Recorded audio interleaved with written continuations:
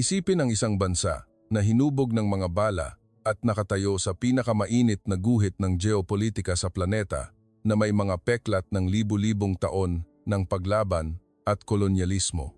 Ngunit mula sa abo ng mga tila walang katapusang digmaan at mga krisis, hindi lamang ito nanindigan kundi umangat pa upang maging isang puwersang muling humubog sa kaayusan ng mundo. Ito ang kwento ng pinakadakilang kabalintunaan sa kasaysayan ng sangkatauhan. Isang palaisipan na humahamon sa lahat ng paniniwala at muling nagsusulat ng lahat ng mga batas na alam natin.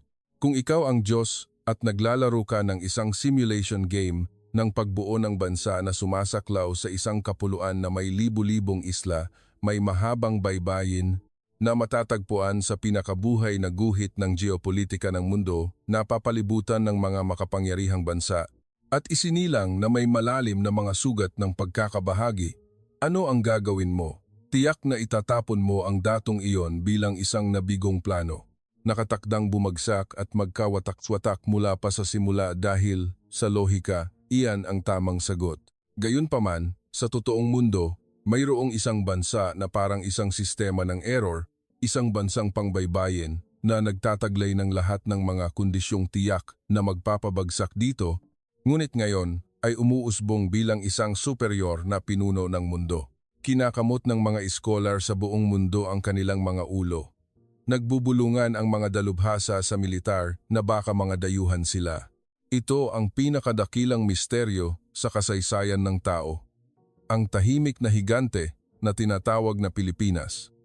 Ang kwentong sasabihin ko ay hindi lamang isang simpleng kwento ng tagumpay. Ito ay isang tala ng pinakadakila at pinakamahimala na pagbangon sa kasaysayan ng sangkatauhan. Itapon ang lahat ng alam mo noon at makinig dahil ang buong mundo ay namangha. Itinuturing mo ang Pilipinas na isang superpower. Ang pagsilang ng isang biglaang superpower, hindi ito maipaliwanag ng ekonomiya. Ang mga salita ng propesor sa isang panayam tungkol sa internasyonal na politika sa Universidad ng Harvard ay nagpatahimik sa 400 mag-aaral. Mayaman sa likas na yaman, ngunit minsan ay naging sumpa ang isang kapuluan na mahirap pag-isahin. Ang populasyon ay may tendensiyang lumikas ng mabilis. Bukod pa rito, ito ay isang bansa na matatagpuan sa estratehikong sangang daan ng mundo na papalibutan ng mga nuklear na superpower. Sa kasaysayan, ito ay isang rehiyon na dapat ay patuloy na nagbabago at nahahati. Gayunpaman, sa loob lamang ng mahigit 70 taon mula ng araw ng kalayaan, nalampasan ng bansang ito ang iba pang mga bansa upang maging ika-4 na kapangyarihan sa Asya at mapabilang sa top 20 sa mundo. Iyan ay salamat sa tulong ng Amerika, di ba? Isang estudyante ang nang-uuyam. Tahimik lamang nangumiti ang propesor at sumagot ng isang pangungusap. Bakit hindi ito magawa ng ibang bansa? Mula sa isang bansa na halos nawasak ng mga digmaan at krisis, ang per capita income ay umabot sa kamangha-manghang antas. Ang bilis ng paglago ay lumampas sa lahat ng hula, lahat ng istatistika, lahat ng teorya ay bumagsak sa harap ng bansang ito. Sa kasalukuyan, nagtataka ang internasyonal na komunidad, ang mga numero ay nagpapatunay, ang kasaysayan ay nagtala, ngunit gusto mo pa ring tawagin itong isang pagkakataon? Ngayon ay susuriin natin ang pambihirang konteksto na iyon. Ang nakakagulat na kwento mula sa Amerika ay magsisimula ngayon, at ngayon, ipaalam sa akin kung saan ka nanonood sa section ng komento. Gusto ko ring marinig ang iyong kwento. Bago iyon, kung pinindot mo ang like button, natatagal lamang ng 1 segundo, magiging malaking motibasyon iyon para sa amin upang makagawa ng mga video. Kaya't simulan na natin ang pangunahing nilalaman ngayon. Isang lupain ng mahabang paglaban na minsang nagdusa sa sumpa ng heograpikal na lokasyon, napapalibutan ng mga superpower ng militar. Sa normal na lohika, ang isang bansang tulad nito ay mahirap pag-isahin o kahit paman ay manatili. Sa aklat-aralin ng internasyonal na politika ng Universidad ng Harvard, ito ay tinatawag na paradox ng bansang nasa hangganan. Ipinaliliwanag ng aklat na ito ay isang bansa na nakatakdang mahati ng panloob at panlabas na puwersa at mawala na parang alikabok. Gayunpaman, ang bansang ito ay nasa ika-4 na pwesto sa Asya, top 20 sa mundo.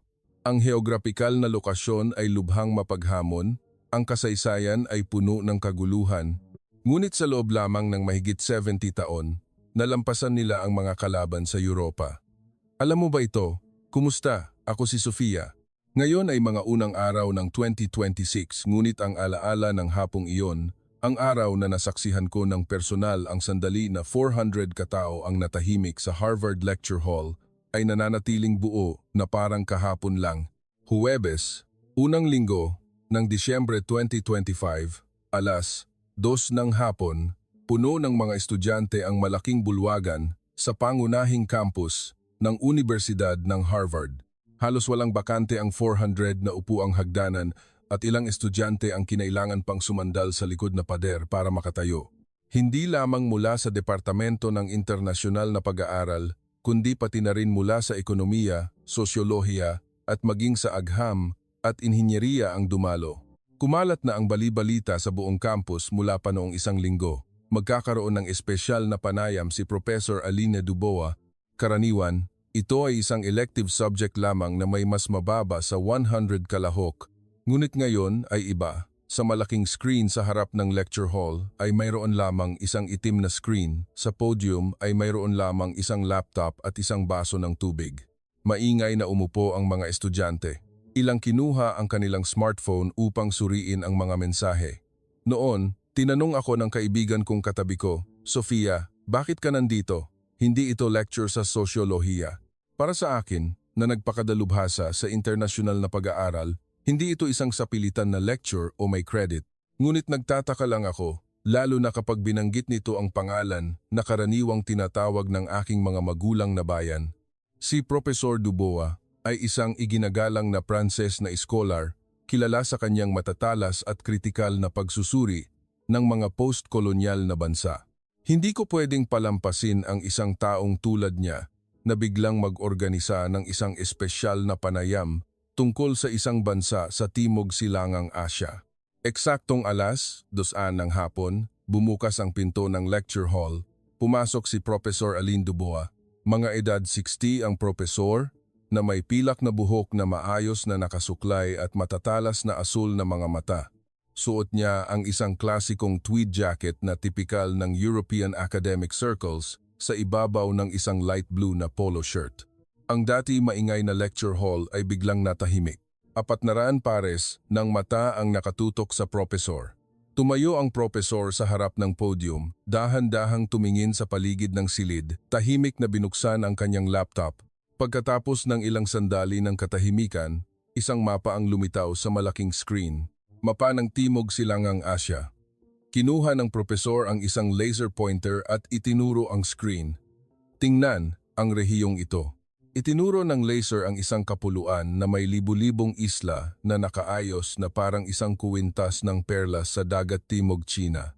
Isang kapuluan na umaabot sa mahigit 36,000 kilometro ng baybayin mula hilaga hanggang timog. Kung ang mapang ito ay ilalagay sa Europa, aabot ito mula Paris hanggang Moscow. Sa paligid nito ay mga higante. Sa hilaga ay ang China, isang nuclear na superpower na may 1.4 bilyong populasyon. Sa kanluran ay iba pang mga kapangyarihan sa Asya at malapit doon ay ang dagat na may matinding presensyang militar. Ang boses ng propesor ay kalmado ngunit umalingaw-ngaw hanggang sa sulok ng silid. Ang populasyon nila ay datli sa mundo, ngunit nahaharap sa maraming panggigipit sa demografiya, kabilang ang malaking bilang ng mga lumilikas. Lumipat ang propesor sa susunod na slide. Nagpakita ng isang talahanayan tungkol sa paradox ng yaman ng likas na yaman. Langis, natural gas, isa sa pinakamalaking minahan sa rehiyon ng nikel, tanso, ginto, at nangunguna sa produksyon ng agrikultura. Gayunpaman, sabi ng propesor, sa loob ng maraming dekada, ang kayamanan na ito ay madalas na naging pinagmulan ng kawalang tatag, katiwalian, at hindi pagkakapantay-pantay, isang fenomenon na tinatawag nating sumpa ng yaman. Seryosong tiningnan ng mga estudyante ang screen, ilang tumango. Nagpatuloy ang propesor sa kanyang pagsusuri. Sa aspetong geopolitikal, ang bansang ito ay nasa isang posisyon na hindi mapamahalaan, isang mahabang kapuluan, may maraming etnikong grupo, at matatagpuan sa isang komplikadong geopolitikal na rehiyon na nagiging sanhi ng matinding kahinaan nito sa mga panlabas na gulat at panloob na pagkakabahagi. Sa internasyonal na politika, ang mga bansang tulad nito ay tinatawag na bansa na may mataas na panganib ng pagkakawatak-watak, lalong natahimik ang lecture hall. Nagsimulang magtala ang mga estudyante. Sa kasaysayan, ang mga bansang tulad nito ay may dalawang kapalaran. Ang isa ay maging proxy battlefield para sa mga superpower, ang isa ay magkawatak-watak sa mas maliliit at mahihinang bansa. Huminto ang propesor sandali, uminom ng tubig, ang buong lecture hall ay tahimik na maririnig ang paghinga. 400 katao ang nakatitig sa screen. Nagsimulang bumilis ang tibok ng puso ko. Hindi ko mahulaan kung ano ang tinutukoy ng propesor, ngunit naramdaman ko na may mahalagang sandali na malapit ng mangyari. Sa teorya, nagsimulang muling magsalita ang propesor. Ang bansang ito ay hindi dapat umiral sa kasalukuyang nagkakaisang anyo o kung mayroon man, dapat ay patuloy itong nasa kaguluhan. Ang katotohanan ay pagkatapos ng proklamasyon ng kalayaan noong 1946, ang bansang ito ay kinailangan pang dumaan sa mga matinding paglaban, mahihirap na panahon ng pagbangon, hanggang sa malalim na krisis pang-ekonomiya at pampolitika. Noong huling bahagi ng dekada 80 na halos sumira dito. Hinulaan noon ng mga tagasuri ng mundo na ang bansang ito ay magkakawatak-watak. Ngunit bahagyang nagbago ang boses ng propesor at sabay-sabay na nag-angat ng ulo ang mga estudyante. Alam niyo ba kung nasaan ang bansang ito? Ibinaba ng propesor ang laser pointer at lumipat sa isang bagong slide. Isang malaking pamagat ang lumitaw sa screen. Global Power Ranking 2025. 1. Estados Unidos. 2. China. 3. Rusya. Huminto ang propesor at ang buong lecture hall ay napuno ng hininga. 4. Pilipinas. Agad na umingay ang buong lecture hall. Ano? Pilipinas? Bulong ng kaibigan kong katabi ko. Lalong lumaki ang mata ng estudyante sa harap para masiguro ang nakikita sa screen. Para akong sinuntok sa dibdib. Pilipinas ang ika-4 sa Asya, top 20 sa mundo. Paano ang Alemanya, Britanya, Pransya? Lumipat ang propesor sa susunod na slide. Lambas 5, Alemanya, 6, Britanya, 7, Pransya. Lalo pang lumaki ang ingay ng mga estudyante. Ilang tumingin sa isa't isa at umiling. Alemanya ika-5, Britanya ika-6, Pransya ika-7. Totoo ba ito? Itinaas ng propesor ang kanyang kamay upang senyalesin ang katahimikan at muling natahimik ang silid. Nagulat kayo, natural lang yan. International Institute for Strategic Studies, US News, World Report, Global Firepower, lahat ng mga kagalang-galang na organisasyong ito ay naglalabas ng magkatulad na resulta. Ang Pilipinas, ang pumwesto sa ika-4 sa Asya sa komprehensibong kapangyarihan ng bansa, kabilang ang kapangyarihan sa ekonomiya, teknolohiya, diplomasya at kultura. Muling nagpalit ng screen ang propesor. Isang chart ang lumitaw, isang chart na nagpapakita ng pagbabago sa loob ng 70 taon pagkatapos ng deklarasyon ng kalayaan. Ang linya na kumakatawan sa Pilipinas ay malakas na nagpabago-bago, bumaba sa pinakamababang punto noong dekada 80, pagkatapos ay mabilis na umangat ng patayo noong 1946.0. Huling bahagi ng dekada 80, nasa bingit ng pagbagsak. Noong 2025, isa sa mga nangungunang ekonomiya mula sa isang bansang halos ubos na, naging isa sa mga bansang may pinakamabilis na paglago sa mundo. Mula sa isang bansang winasak, naging isang bansang nangunguna sa mundo sa digital economy. Pakiramdam ko ay blanko ang aking isip. Sa loob lamang ng 70 taon na may matinding pagbagsak, posible ba ang gayong malaking pagbabago? Ang teorya ng pag-unlad ng ekonomiya na aking natutunan sa mga aklat-aralin ay hindi ito maipaliwanag. Karaniwan, kailangan ng isang bansa ng mga dekada ng katatagan para umunlad, ngunit umangat ang Pilipinas mula sa pinakamasamang krisis nito nang may kamangha-manghang bilis. Tumingin ang propesor sa paligid ng silid at sinabi, "Mga estudyante, pinag-aralan ko ang teorya ng pag-unlad ng bansa sa loob ng 30 taon. Sinuri ko ang daan-daang bansa at sinuri ang di mabilang na datos at dumating ako sa isang conclusion, ang pag-unlad ng isang bansa ay laging nangangailangan ng kondisyon. Matagal na katatagan ng politika, pagkakaisa ng lipunan, isang teritoryo na madaling pamahalaan o isang ligtas na posisyong geopolitikal. Natutunan ko at itinuro na kailangan ng kahit isa sa mga iyon. Gayunpaman, muling ipinakita ng propesor ang mapa ng Pilipinas sa screen.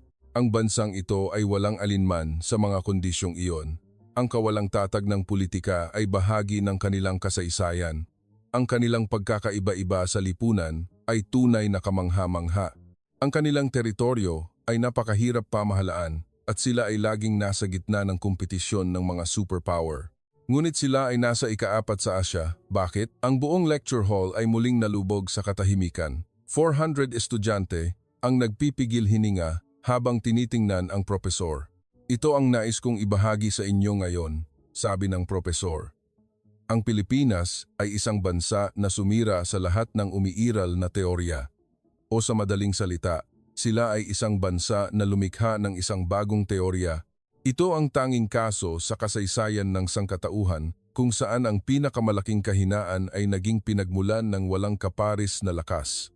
Huminto sandali ang propesor, tumingin sa paligid ng silid.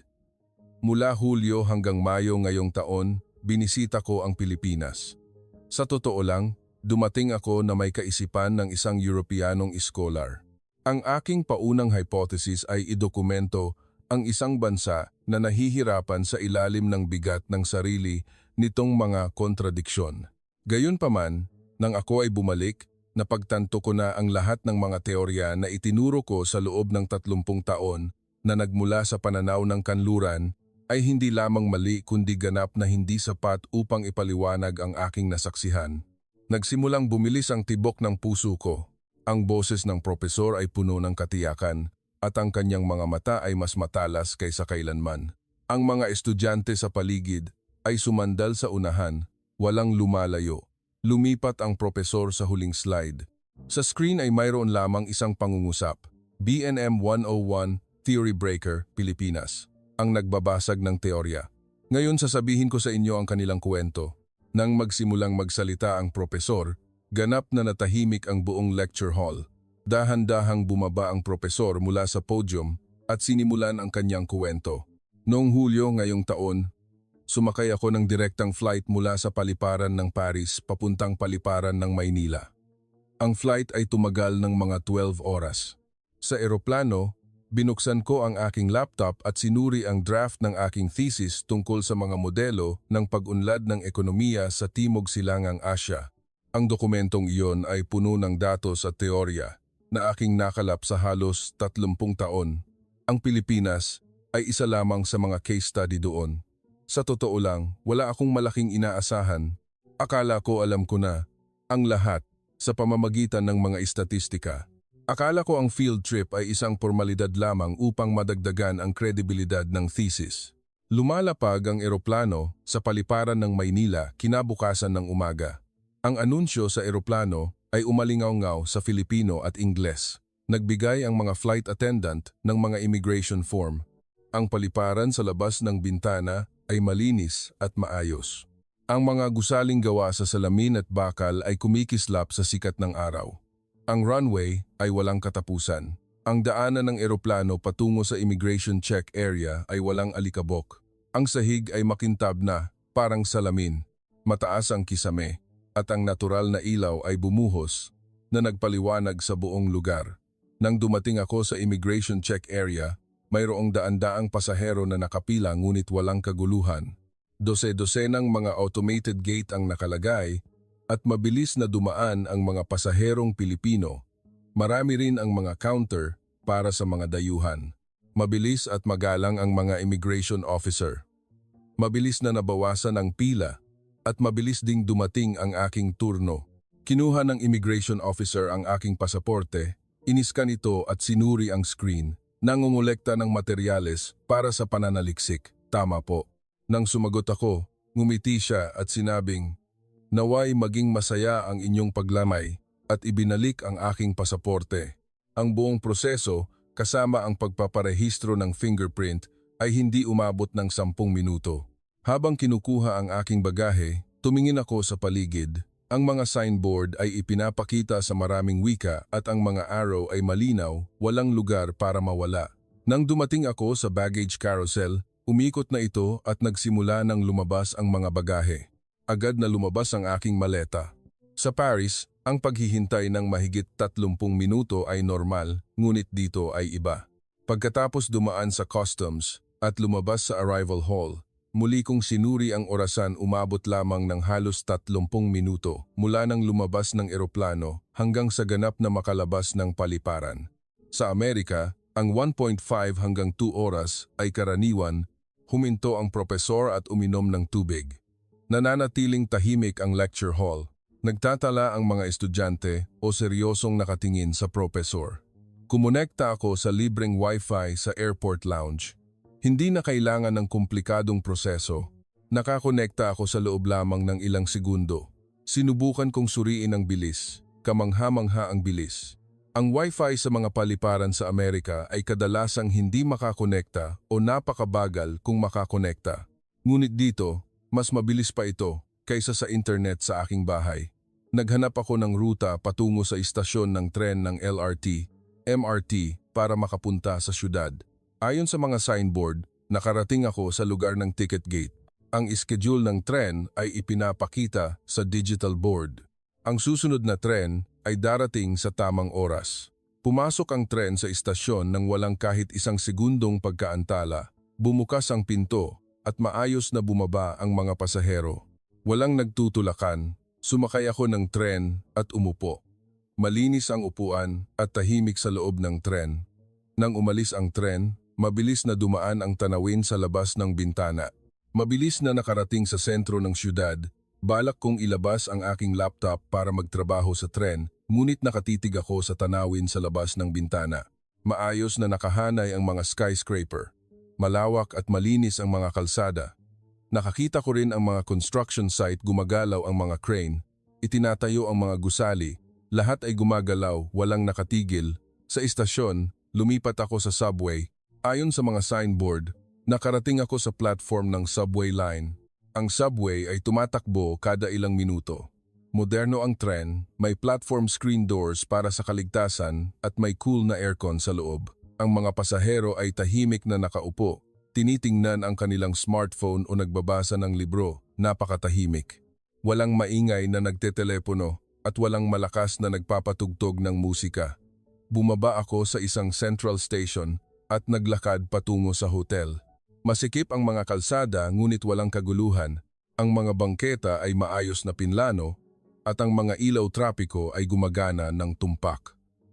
Nang tumawid ako ng kalsada, ganap na huminto ang mga sasakyan, binibigyan ng daan ang mga naglalakad. Sa Amerika, kahit may naglalakad, madalas ay mabilis pa ring dumadaan ang mga kotse, ngunit dito ay iba. Nang mag-check-in ako sa hotel at pumasok sa aking silid, tiningnan ko ang orasan, umabot lamang ng mas mababa sa 2 oras mula nang dumating sa paliparan hanggang sa hotel sa sentro ng syudad. Binuksan ko ang aking maleta at tumingin sa labas ng bintana. Ang mga kalsada sa ilalim ay lumitaw. Ang mga tao ay naglalakad, ang mga tindahan ay bukas.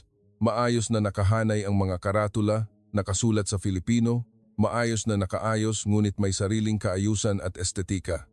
Binuksan ko ang aking laptop at nagsimulang magtala.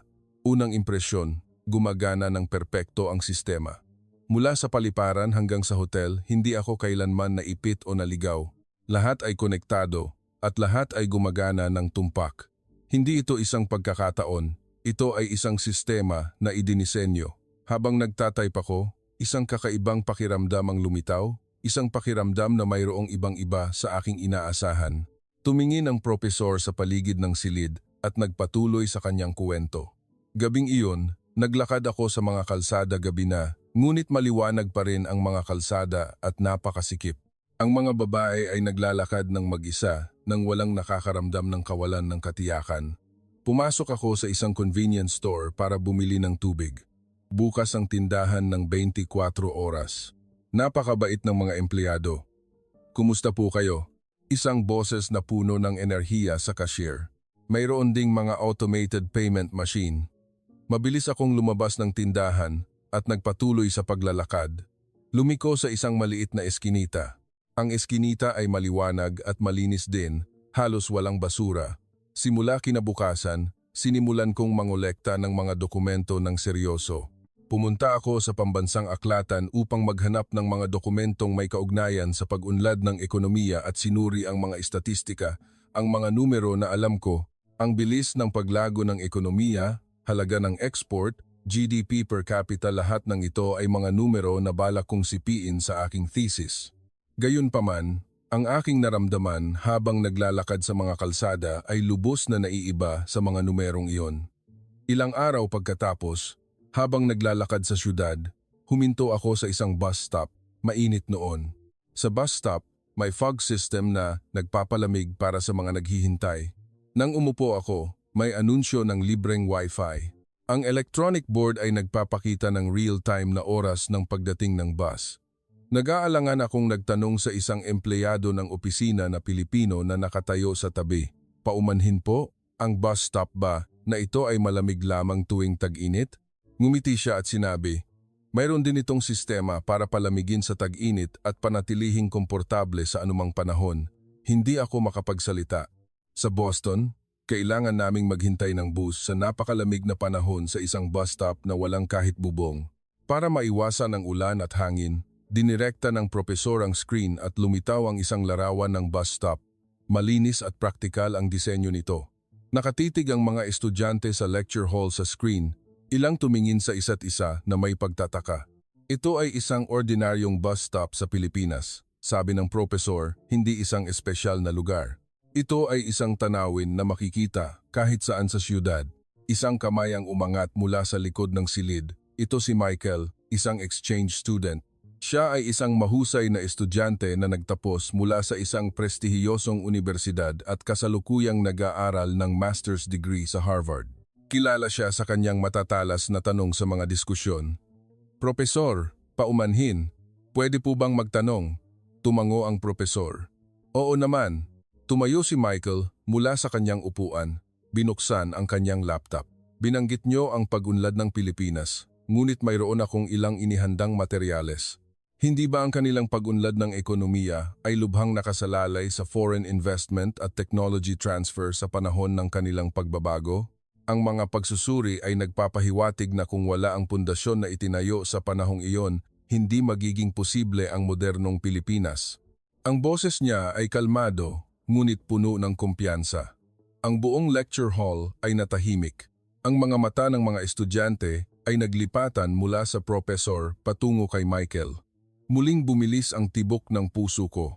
Nagpatuloy si Michael, sa madaling salita, ang kanilang tagumpay ba ay hindi resulta ng isang development model na nagsakripisyo ng demokrasya para sa paglago?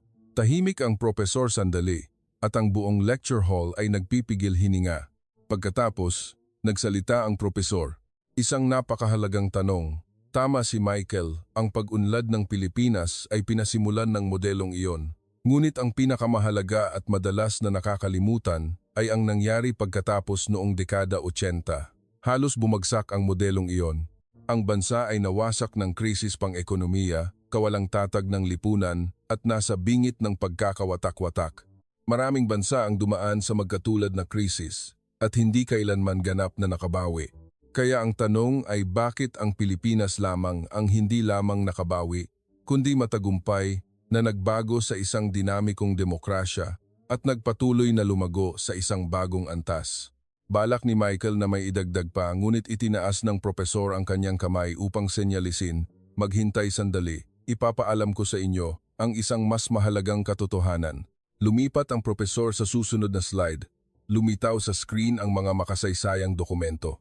Noong dekada 80, pagkatapos ng mahihirap na panahon, ang lahat ng itinayo sa loob ng mga dekada ay tila gumuho. Ang mga malalaking syudad ay nalubog sa kahirapan, wasak ang ekonomiya, at nabasag ang tiwala ng lipunan. Ito ang pinakamababang punto sa modernong kasaysayan ng bansang iyon. Lalong natahimik ang lecture hall. Nakita kong tensyonado ang mukha ni Michael. Nagpatuloy ang propesor, walang katatagan, walang kapital, walang kahit tiwala. Ngunit nanindigan ang Pilipinas. Mula sa abo ng mga krisis, muli nilang itinayo ang demokrasya. Noong dekada 2000, Pinalakas nila ang kanilang mga institusyon at pagkatapos ay pinasimulan nila ang isang digital economy miracle na ngayon ay nangunguna sa mundo mula sa bingit ng pagbagsak tungo sa isang global innovation hub. Umupo si Michael at isinara ang kanyang laptop. Kitang-kita ang pagkalito sa kanyang mukha. Nagpatuloy ang propesor ng may kalmadong boses. Michael, tama ang bahagi ng iyong pagtatasa.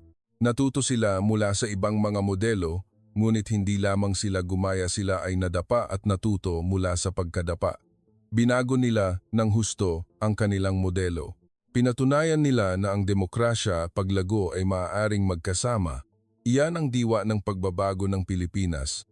Ang diwa ng hindi pagbibigay daan sa kaguluhan, ang diwa ng patuloy na paghahanap ng mas mahusay na paraan kahit na tila sarado na ang lahat ng daan, ang pagtitiyaga na muling itayo mula sa wala. Ito ang puso ng modernong Pilipinas. Pagkatapos ay isinalaysay ng propesor ang bawat pangyayari na kanyang naranasan sa Pilipinas. Nagpipigil hininga ang mga estudyante sa lecture hall habang nakikinig. Ilang nagtatala. Ang boses ng propesor ay puno ng emosyon noong panahong iyon. Mga isang linggo pagkatapos dumating sa Pilipinas, naglakad ako sa pinagandang bahagi ng Ilog Pasig sa Maynila. Narinig ko na ang ilog na ito, na dating lubhang marumi, ay muling binuhay ng maganda at gusto kong masaksihan ito ng personal. Sa pagitan ng mga matataas na gusali, dumadaloy ang mas malinaw na tubig at itinayo ang mga parke sa magkabilang pampang.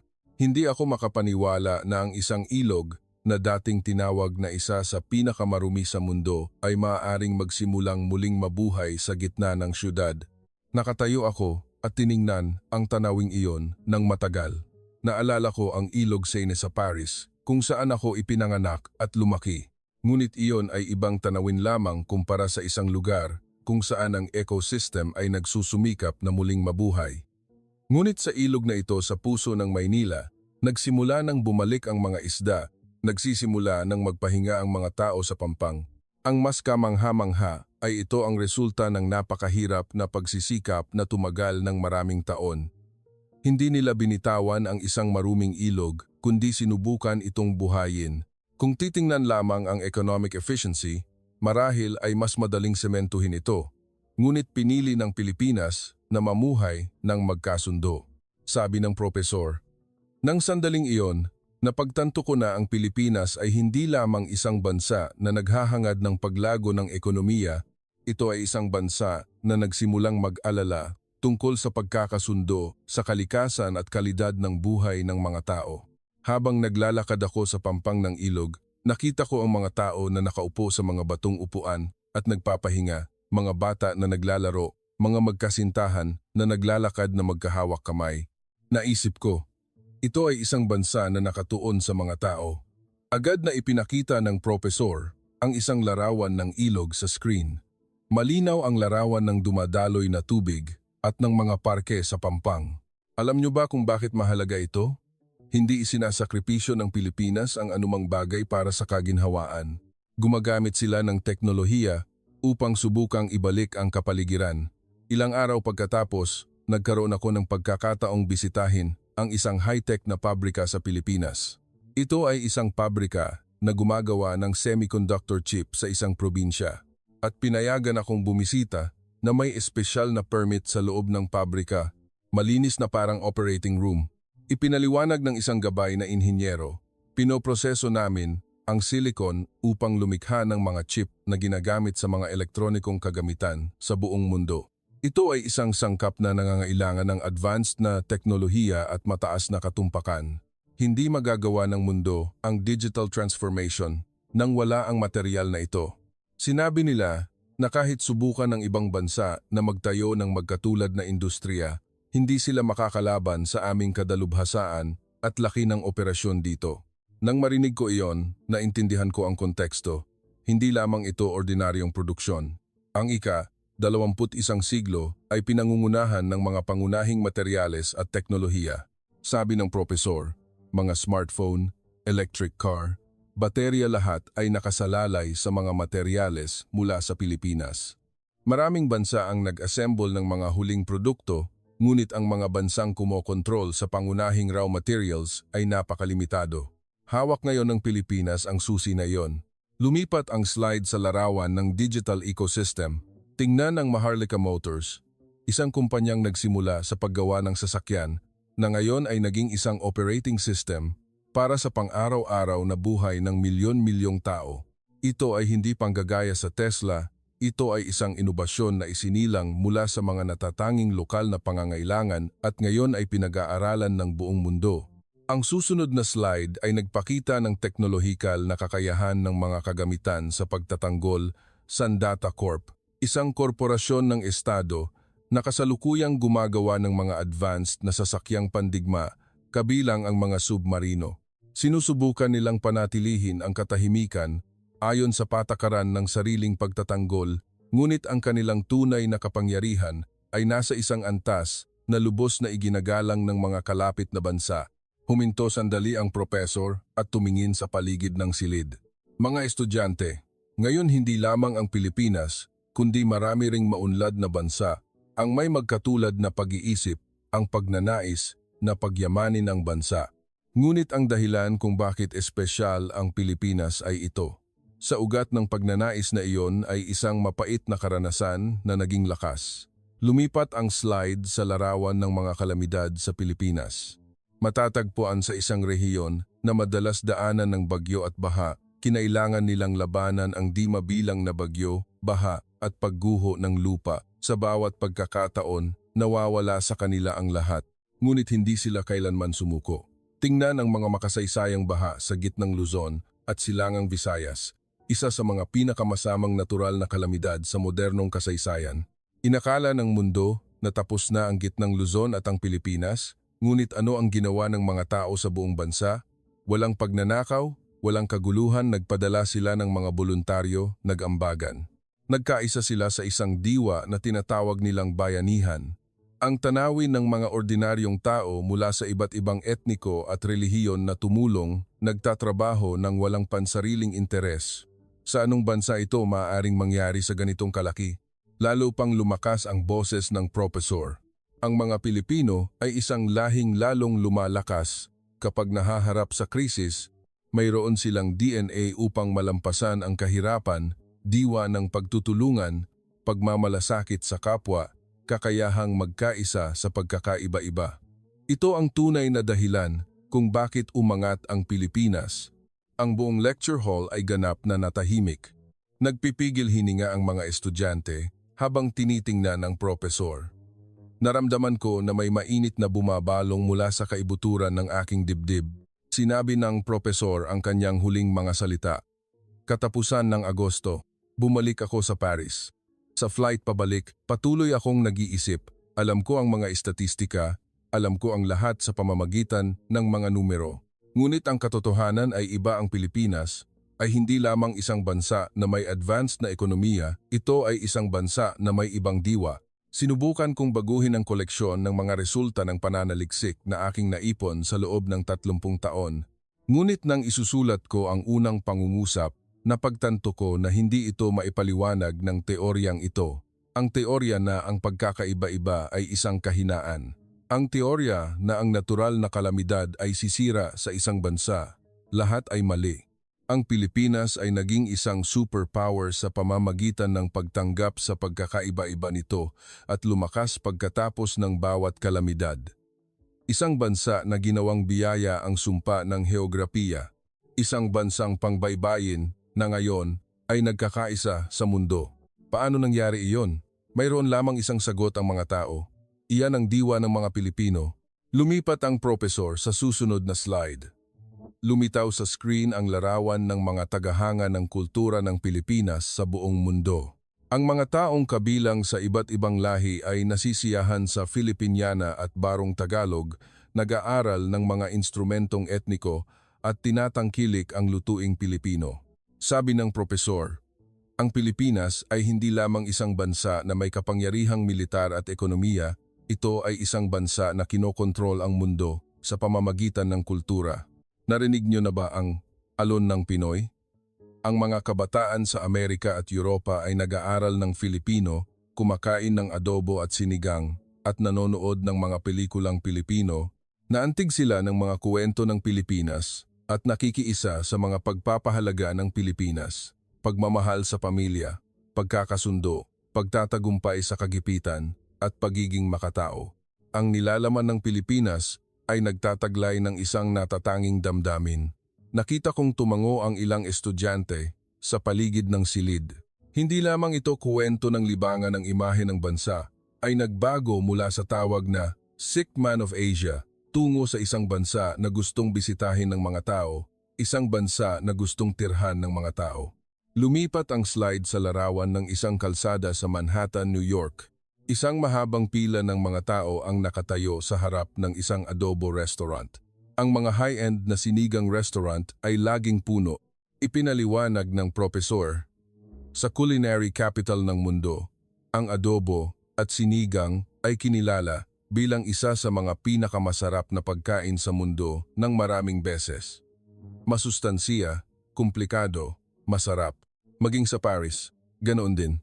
Ang cafe ng Pilipinas, mula sa Batangas hanggang Mindanao, ay muling nagbibigay kahulugan sa ibig sabihin ng special coffee. Sabi ng professor, naiintindihan niyo ba ang ibig sabihin nito? Ang Pilipinas ay hindi na isang bansa na sumusunod sa mga uso. Ang mga nililikha ng Pilipinas ngayon ay nagiging pandaigdigang uso. Lumipat ang slide sa mapa ng mundo. Ang mga lokasyon ng mga nag-aaral ng Filipino ay ipinapakita sa buong mundo. Mabilis na dumarami ang bilang ng mga nag-aaral ng Filipino. Bakit? Dahil gusto nilang manood ng mga pelikula ng walang subtitle. Dahil gusto nilang mas maintindihan ang kultura ng Pilipinas. Lalo pang lumakas ang boses ng propesor. Kung titingnan ang kasaysayan, ang wika ay sumusunod sa kapangyarihan. Dati, ang lahat ng tao sa mundo ay nag-aaral ng Ingles. Ngayon, nag-aaral sila ng Filipino dahil sa pagiging kaakit-akit nito, hindi dahil sa pamimilit. Nag-aaral sila dahil gusto nila. Kinokontrol nila ang mundo sa pamamagitan ng kultura, hindi sa pamamagitan ng armas. Isang estudyante sa lecture hall ang nagtaas ng kamay. Profesor, ibig po bang sabihin ay sinasakop ng Pilipinas ang mundo sa pamamagitan ng soft power? Tumango ang profesor at sinabing, mas tumpak na sabihing nagpapalaganap, hindi sumasakop. Ang kapangyarihan ng militar ay lumilikha ng takot, ngunit ang kultura ay lumilikha ng paghanga. Pinatunayan iyan ng Pilipinas. Kapag lumakas ang kultura, mabenta rin ang mga produkto. Gusto ang mga pelikulang Pilipino, bumibili ng mga produktong Pilipino. Gusto ang musikang Pilipino, naglalakbay sa Pilipinas. Nagtitiwala sa bansa ng Pilipinas, namumuhunan sa Pilipinas. Ang soft power at hard power ay lumilikha ng synergy sa isa't isa.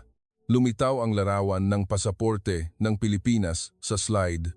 Tingnan ang pasaporte na ito. Ang asul na pasaporte ng Pilipinas. Alam niyo ba kung gaano ito kalakas sa mundo?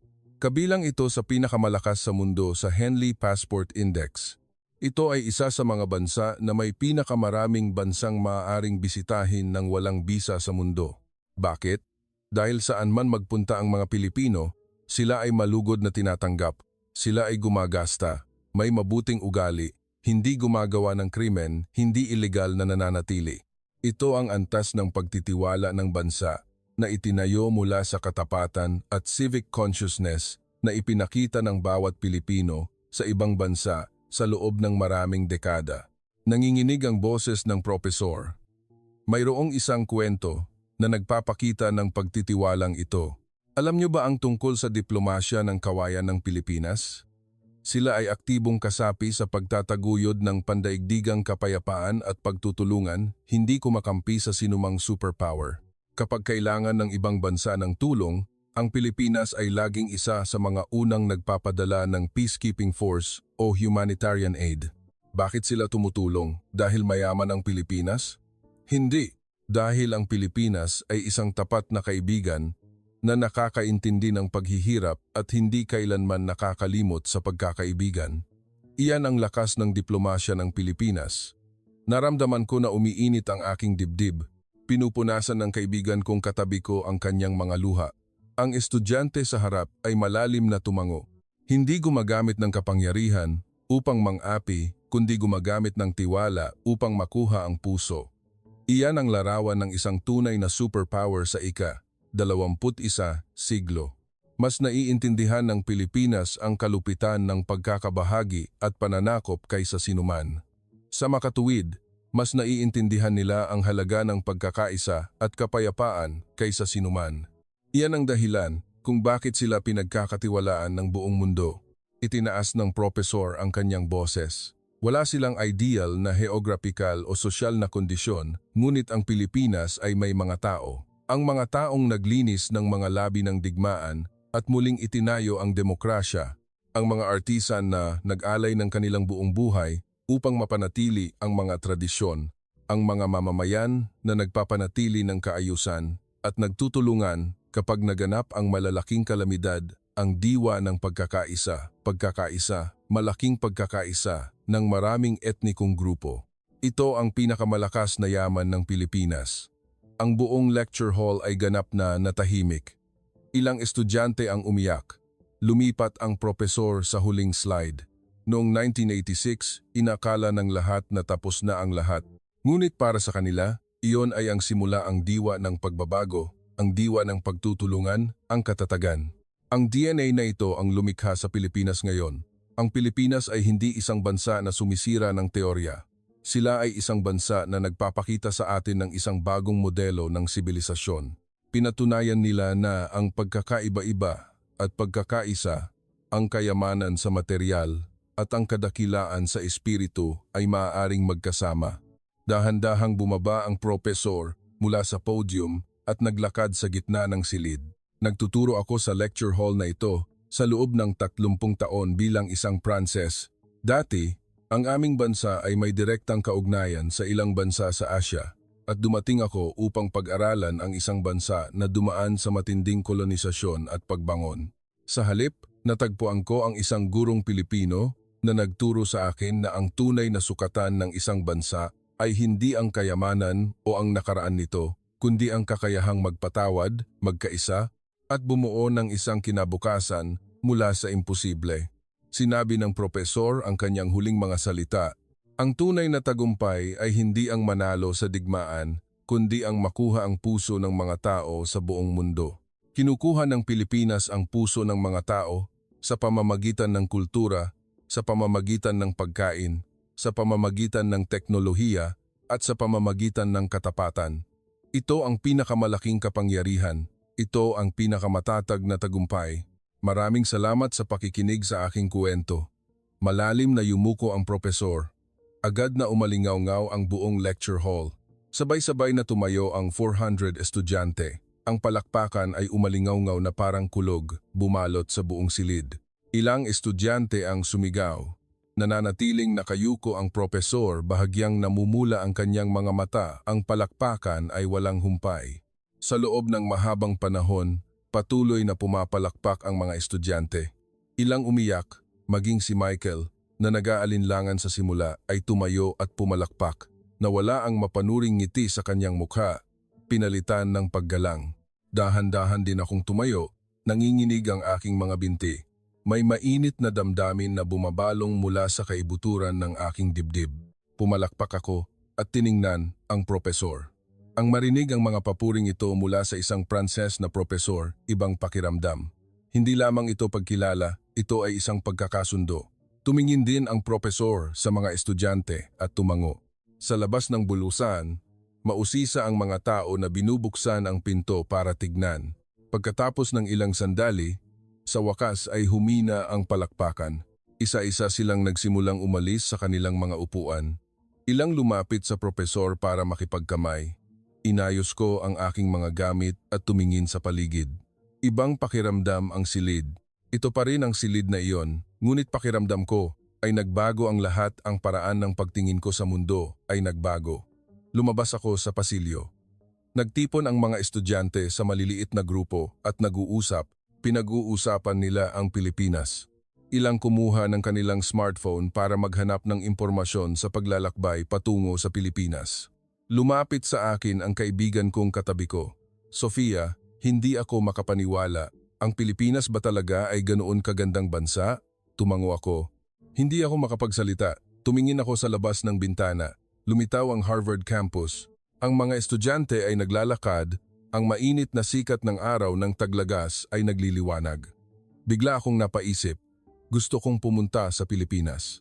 Gusto kong personal na tahakin ang makalsadang tinahakang propesor. Gusto kong masaksihan ng personal ang matanawin na nakita ang propesor. Kinuha ko ang aking smartphone at naghanap. Naghanap ako ng flight ticket papuntang Maynila. Sinuri ko ang presyo at araw, tila maaari akong magbakasyon sa taglamig. Balak kong pindutin ang book now ngunit huminto sandali. Tinanong ko ang sarili ko kung talagang pupunta ako. Tumango ako. Kailangang pumunta. Kailangang personal na maranasan. Nakita ko ang propesor na lumabas mula sa dulo ng pasilyo. Nakikipag-usap siya sa ilang estudyante. Lumapit ako at naghintay. Pagkatapos magpaalam ang propesor sa mga estudyante, lumapit siya sa akin. "Professor, maraming salamat po," sabi ko. "Ang lecture ngayon ay tunay na nakakaantig." Ngumiti ang propesor. "Kung naantig ka, puntahan mo mismo ang Pilipinas. Iyan ang tunay na pagkatuto." Tumango ako. "Opo, balak ko pong pumunta sa taglamig." Bahagyang tinapik ng propesor ang aking balikat. "Isang mahusay na desisyon. Pumunta ka, personal na maranasan, at pagbalik mo, sabihin mo sa iba na ang Pilipinas ay isang pambihirang bansa." Naglakad ang propesor sa pasilyo. Nakatayo ako at tiningnan ang kanyang likod. Naramdaman ko na may mainit na bumabalong sa aking dibdib. Pilipinas, ang bansa na sumisira ng teorya. Ang bansa na nagtatayo ng isang bagong sibilisasyon. Determinado akong pumunta doon. Muli akong tumingin sa labas ng bintana. Ang langit ay asul na walang kahit ulap. Napagtanto ko na ang kuwento na narinig ko ngayon sa lecture hall na ito ay magbabago sa aking buhay. Ang paraan ng pagtingin ko sa mundo ay nagbago. Ang paraan ng pag-unawa ko sa isang bansa ay nagbago. At higit sa lahat, nagkaroon ako ng matinding pananabik para sa bansang tinatawag na Pilipinas. Muli kong kinuha ang aking smartphone at pinindot ang book now. Lumitaw ang screen ng pagbabayad. Pinindot ko ang confirm ang flight ticket papuntang Maynila ay nakabook na. Mabilis na bumilis ang tibok ng puso ko. 3 buwan mula ngayon, tatapak ako sa lupa ng Pilipinas. Tatabakin ko ang mga kalsadang tinahak ng propesor at personal na mararanasan ang mga damdaming naramdaman ng propesor. Lumabas ako sa pasilyo. Sa labas, sumisikat pa rin ang araw, naglalakad pa rin ang mga estudyante, ngunit tila iba ang lahat. Parehong tanawin ngunit may ibang kahulugan. Ang mundo, bago makilala ang Pilipinas, at ang mundo, pagkatapos makilala ang Pilipinas, ay lubos na magkaiba. Ang Pilipinas ay hindi isang bansa na sumisira ng teorya, kundi mismo ito ang isang bagong teorya. Ang mga salita ng propesor ay patuloy na umalingaw-ngaw sa aking isip. Ang invisible power ay mas malakas kaysa sa visible power. Ang diwa ng mga tao ang nagbabago sa kapalaran ng isang lahi. Pinatunayan yan ng Pilipinas. Ito ay nakaukit sa aking dibdib. Naglalakad ako habang nag-iisip. 3 buwan mula ngayon, ano ang makikita ko sa Pilipinas? Ano ang mararamdaman ko? Makakaantig din ba ako gaya ng propesor? Hindi ako makapaghintay. Napakasaya ko. Pilipinas, ang bansa na sumisira ng teorya, ang bansa na nagbabago sa mundo. Lubos akong nagtataka. Tumingala ako sa langit. Ang sikat ng araw ay tumama sa aking mukha. Isang banayad na simoy ng hangin ang humagod sa aking buhok. Sa aking puso, sumumpa ako na pupunta ako sa Pilipinas, personal na mararanasan. At pagbalik ko, sasabihin ko sa lahat kung gaano ka-espesyal ang Pilipinas, kung gaano ito kalakas, at kung bakit sinusundan ng buong mundo ang Pilipinas. Ang kwento ng Pilipinas ay nagtuturo sa atin ng isang pangkalahatang katotohanan. Ang kapalaran ay hindi isang bagay na ibinibigay kundi isang bagay na hinuhubog ng katapangan at isang diwa na hindi kailanman nawawala. Mula sa kahirapan, nagtayo sila ng isang himala hindi dahil sa swerte, kundi dahil sa isang pananampalataya na ipinasa mula sa isang henerasyon patungo sa susunod ang pananampalataya na kaya nila, na kailangan nila, at na sila ay magkasamang babangon. Ang tanong ng propesor, kung gayon, bakit hindi ito magawa ng ibang bansa, ay patuloy na umalingaw-ngaw sa aking isip. Sa huli, maging isang bansa o isang individual, ang pinakamahalaga ay hindi ang panlabas na kalagayan, kundi ang paniniwala sa sarili at ang kagustuhang magtiyaga hanggang sa huli. Ang diwa ng patuloy na pag-usad, kahit mahirap, kahit maliit, ang siyang tunay na lumilikha ng isang malakas na tao. Marahil ang kanilang kwento ay hindi isang pagtatapos, kundi isang paanyaya para sa ating lahat na isulat ang sarili nating bagong kabanata upang maging isang paradox sa ating mundo at upang patunayan na ang pag-asa ang pinakamalakas na yaman. Kung naantig ka ng kwentong ito, ipaalam sa amin sa pamamagitan ng isang like at huwag kalimutang ibahagi ang sarili mong kwento sa seksyon ng komento sa ibaba. Dahil bawat isa sa atin ay nagsusulat ng isang bagong kabanata para sa sarili nating kasaysayan.